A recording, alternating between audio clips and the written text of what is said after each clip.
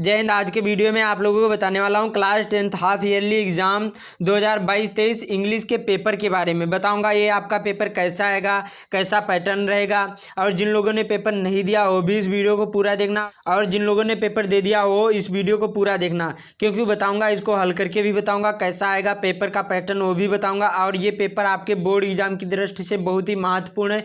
ये आपके board exam में 50 से 40% पूछा जा सकता है, तो इसको अच्छी तरीके से आप लोग तैयार करके जाना। तो सबसे पहले यहाँ पर क्या लिखा है, जनरल इंस्ट्रक्शंस, ये आपको अच्छी तरीके से पढ़ लेना है। तो सबसे पहले क्या लिखा है, this question paper is divided into two, मतलब सी सेक्शन में डिवाइड होगा, ए और बी में ये आपका जो सेक्शन होगा ये डिवाइड होगा। उसके बाद में जो सेक्शन ए होगा कंटेंट्स मल्टीपल चॉइस क्वेश्चन होंगे, जो आपका होगा इसमें क्या होगा, MCQ क्वेश्चन पूछे जाएंगे। और जो बी वाला होगा इसमें आपको कॉपी में लिखना होगा क्वेश्चन। और ये जो आपके यहाँ पर जो 20 सेक्शन ए होगा और ये 20 प्रश्न होंगे, और ये आपको OMR शीट में भरना है। सभी विषयों में, हिंदी में भी भरना है, इंग्लिश में भी भरना है, मैथ में भी। अब आपका एकदम पैटर्न चेंज कर दिया गया है। सेम इसी पैटर्न पर आपका जो 2022-23 में जो आपका पेपर होने वाला है बोर्ड एग्जाम में, सेम ऐसा ही आएगा। उसके बाद में अब यहाँ से शुरू होते हैं। यहाँ पर क्या लिखा है, सबसे पहले इसको पढ़ना। क्या लिखा है, answer the following question as per the instructions given on the OMR sheet to the marked on the sheets, मतलब जो आपकी OMR शीट मिलेगी उसमें आपको क्या करना, मार्क करना है जो भी सही राइट आंसर हो। इस पर मैंने वीडियो बनाया हुआ हूँ कि जो OMR शीट कैसे भरी जाती, कैसे रोल नंबर भरा जाता है और कैसे इसको हल किया जाता है। उसके बाद में यहाँ पर क्वेश्चन 1 से और 3 तक क्या करना है, आपको इसको पैराग्राफ को पढ़ना, ऐसा पूछा जाएगा। जो क्वेश्चन 1 से होगा और 3 तक, और इस पैराग्राफ को अच्छी तरीके से पढ़ के उसके बाद में आपको इन तीनों के आंसर देना है। इसी में ये तीनों के आंसर छुपे होंगे, तो इसको जब अच्छी तरीके से पढ़ोगे, ये बहुत ही इंपॉर्टेंट है। क्या लिखा, इसका स्क्रीनशॉट ले लो अच्छी तरीके से और इसको याद कर लो। ये आपके हाफ ईयरली एग्जाम में पूछा भी जा सकता है। जिन लोगों ने पेपर नहीं दिया है तो इसको अच्छी तरीके से याद कर लेना। इनमें आप लोग घर पर प्रैक्टिस कर लो जितने भी आपका टाइम बचा हुआ है। और ये 3 क्वेश्चन पूछे जाएंगे, ये आपको भरना होगा। जो मैं आप लोगों को बताऊंगा तो ज़्यादा टाइम लगेगा। उसके बाद में यहाँ पर क्वेश्चन 4 से और 8 तक क्या करना है, क्या लिखा, choose the correct option to answer the following, मतलब आपको करेक्ट करना है कि 4 ऑप्शन दिए गए होंगे और इनमें से आपको करेक्ट करना कि कौन सा आपका राइट आंसर है। क्या लिखा, Kalidas is Shakespeare of India, तो इसका राइट आंसर कौन सा हो जाएगा, Kalidas is the Shakespeare of India. तो इसमें द का यहाँ पर प्रयोग हो जाएगा। उसके बाद में यहाँ पर समझ में आया, इसमें 1 से 3 तक आपको ये पैराग्राफ मिलेगा, बोर्ड एग्जाम में भी मिलेगा और जो आपका हाफ ईयरली एग्जाम है उसमें भी मिलेगा। तो उसके बाद में यहाँ पर और 4 से और 8 तक ये आपको ऑप्शन मिलेंगे। उसके बाद में यहाँ पर 5वां क्वेश्चन, यहाँ पर क्या है, क्या लिखा है यहाँ पर, your condition is the before, इसमें आपको बताना है इसका राइट आंसर कौन, बैड है कि वर्स है कि यहाँ पर वर्स्ट है कि नॉन ऑफ दीज है। तो इसका राइट आंसर कौन सा हो जाएगा, इसका राइट आंसर हो जाएगा वर्स। उसके बाद में अगला यहाँ पर, यू ऑलवेज द ट्रूथ, मतलब आप लोग यहाँ पर स्पीक भरोगे कि स्पीक्स की स्पोक कि यहाँ पर स्पोकन, तो जो you always speaks the truth क्या हो जाएगा, स्पीक द ट्रूथ, मतलब हमेशा तुम सत्य ही बोलो। क्या यह इसका राइट आंसर ए वाला हो जाएगा। उसके बाद में find the correct spelled word, इसमें आपको करेक्ट करना कि कौन सा इसका राइट आंसर है। यहाँ पर NAUGSTY है, मतलब GTY है कि NAUG, उसके बाद में HGTY है कि NAUGHTY है कि NAUGHTY है। तो इसका राइट आंसर आपको बताना है। उसके बाद में द मैनेजर, उसके बाद में कंप्लीट अकाउंट्स हिज कीप्स, इसको आपको मतलब आपको ये सेंटेंस दिया है, ये आपको सही करना है, इसका राइट आंसर कौन सा हो जाएगा। तो द मैनेजर कंप्लीट, उसके बाद में द अकाउंट कीप्स, ये आपका गलत है, ये नहीं होगा। उसके बाद में the manager keeps account his complete, उसके बाद में द कंप्लीट हिज अकाउंट, ये भी नहीं होगा, the manager keeps his account complete. तो इसका राइट आंसर कौन सा हो जाएगा, तो इसका राइट आंसर कौन सा हो जाएगा, ये वाला हो जाएगा, द मैनेजर कीप्स, उसके बाद में हिज अकाउंट कंप्लीट, क्या हो जाएगा, हिज अकाउंट कंप्लीट। उसके बाद में यहाँ पर अगला क्वेश्चन कौन सा है, उसके बाद में 9 से 10 तक 2 क्वेश्चन मिलेंगे। ये आपको पैराग्राफ अच्छी तरीके से पढ़ना है और यहाँ पर 9वें और 10वें का आपको आंसर देना है। मतलब आपको ये पैराग्राफ को अच्छी तरीके से पढ़ना है, इंग्लिश में ही पढ़ना है आपको, और उसके बाद में आपको आंसर देना है। जैसे why did the boys go out, इसमें आपको बताना है टू कॉलेज हॉल स्टोन होगा कि कौन सा होगा, जब इसको पढ़ोगे तभी आपको आंसर मिलेगा। उसके बाद में यहाँ पर 11वें से 13वें तक इसमें भी आपके 3 क्वेश्चन होंगे, और इसमें क्या पूछा जाएगा, इसमें आपके लेसन से होगा और ये प्रोज से होंगे। 3 क्वेश्चन होंगे, ये प्रोज से होंगे। क्या लिखा, based on prose lesson choose the correct option to answer the following. क्या पूछ रहा है यहाँ पर, which crop was growing on Lencho's field. इसमें आपको बताना है कॉर्न है कि फसल है कि राइस है कि नॉन ऑफ दीज है। तो इसका राइट आंसर कौन सा हो जाएगा, तो यहाँ पर जो उसके खेत में कौन सी फसल उग रही थी, राइस की, मतलब चावल की यहाँ पर फसल उग रही थी। उसके बाद में अगला क्वेश्चन है यहाँ पर, when was the inauguration day. इसमें 10 मई को या फिर 10 मार्च को कि 29 मार्च को कि यहाँ पर 20 मार्च को। जब आप प्रोज के सभी लेसन पढ़ोगे तब उसी में से आपको आंसर मिलेगा। उसके बाद में यहाँ पर what was the topic of essay written by N.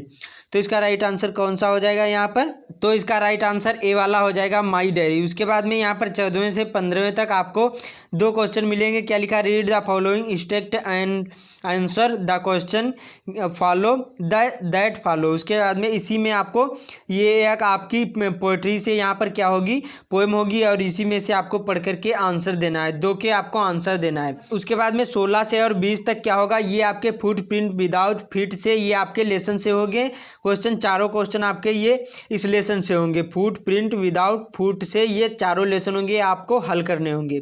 उसके बाद में अब आते हैं यहाँ पर, ये तो आपके OMR सीट पर हो गए। उसके बाद में आते हैं सेक्शन बी में, ये एक पैराग्राफ होगा, अनसीन पैसेज होगा, ये आपको हल करना होगा और ये 7 नंबर का पूछा जाएगा।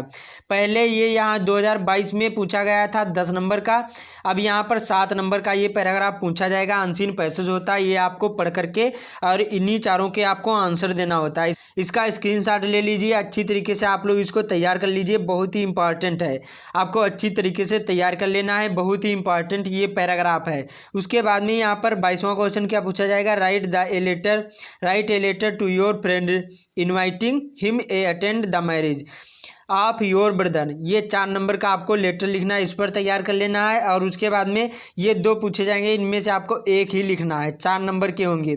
चाहे आप लोग लेटर लिखो या फिर application, write an application to your principal requesting him to यहाँ पर condone your stage and attendance, ये आपको भरना है। इसमें आपको ये चाहे इस पर तैयार करो या फिर इस पर तैयार करो, इनमें से आपको एक पर ही तैयार करना है। तो आप लोग अच्छी तरीके से इसको तैयार कर लीजिए। उसके बाद में यहाँ पर चलते हैं अगले क्वेश्चन की ओर, 23वें क्वेश्चन की ओर। यहाँ पर पूछा जाता है रिपोर्ट, चाहे रिपोर्ट लिखो या फिर आर्टिकल एकदम आपके ऐसे की तरह होता है, लेकिन जो ऐसे होते हैं उनमें यहाँ पर हेडिंग नहीं दी होती है, लेकिन जो यहाँ पर आर्टिकल पूछा जाता है इसमें हेडिंग दिया होता है। जैसे द प्राइज डिस्ट्रीब्यूशन हिंट्स पर आपको आर्टिकल लिखना है, तो इसके बारे में बताना है। इंट्रोडक्शन, प्रिपरेशन के बारे में बताना है।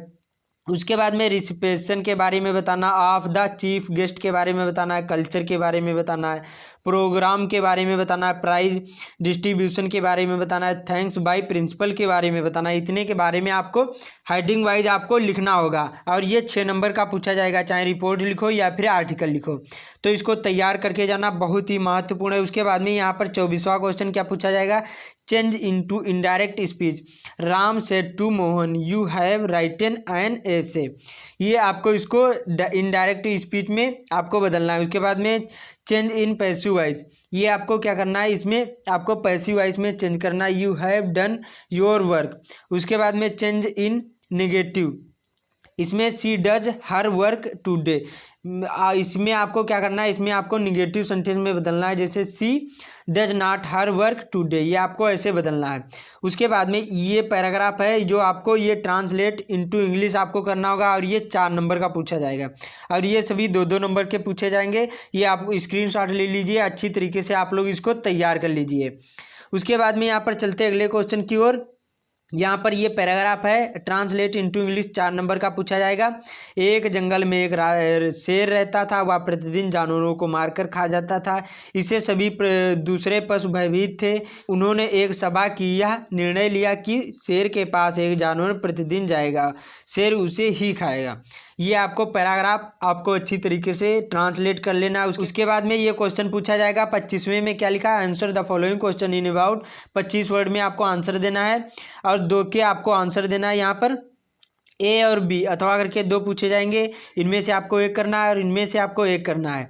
3 नंबर के पूछे जाएंगे, क्या है, what is the greatest wealth in nation in Mandela's opinion, आपको इसमें, और उसके बाद में why was the Lencho angry when he received the letter, मतलब जब उसके पास पत्र आया तब वो क्रोधित क्यों हो गया। इस पर आपको तैयार कर लेना है और इस पर आपको अच्छी तरीके से इसका उत्तर तैयार कर लीजिए। उसके बाद में ये mark kissing in a kind but strict teacher explain, इस पर आपको तैयार कर लीजिए। उसके बाद में व्हाट डज एन्ने राइट इन हर फर्स्ट एसे, इस पर आपको तैयार कर लेना है। इन चारों पर अच्छी तरीके से तैयार कर लेना है और आपको 2 के ही आंसर देना है और ये 6 नंबर के 2 क्वेश्चन पूछे जाएंगे। उसके बाद में 26वां क्वेश्चन क्या पूछा जाएगा, answer any one of the following question in about 60 word में आपको आंसर देना है और 4 नंबर का ये पूछा जाएगा, इनमें से आपको एक का ही करना है।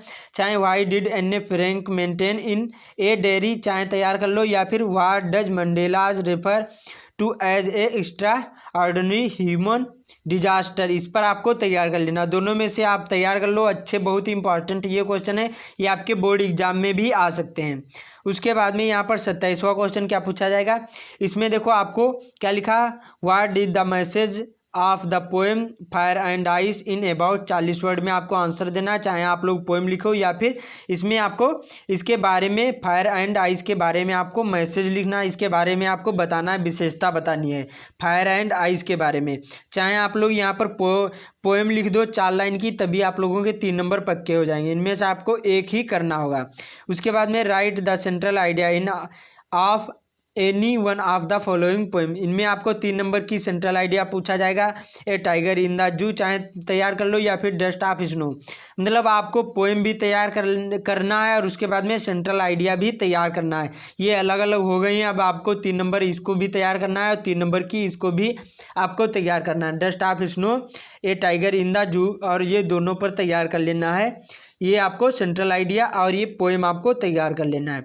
उसके बाद में answer any one of the following question in about 30 से 40 वर्ड में आपको आंसर देना है 2 के। इसमें क्या लिखा, why he return back to Anil, मतलब जो ये आपको दोनों पर तैयार कर लेना। Why did a save himself far from the cold, ये दोनों पर अच्छी तरीके से आप लोग तैयार कर लो। उसके बाद में यहाँ पर 30वां क्वेश्चन क्या पूछा जाएगा, यहाँ पर answer any one of the following question in about 60 word में आपको आंसर देना है। ये भी कितने नंबर का, 4 नंबर का पूछा जाएगा और इनमें से आपको एक का ही आंसर देना है।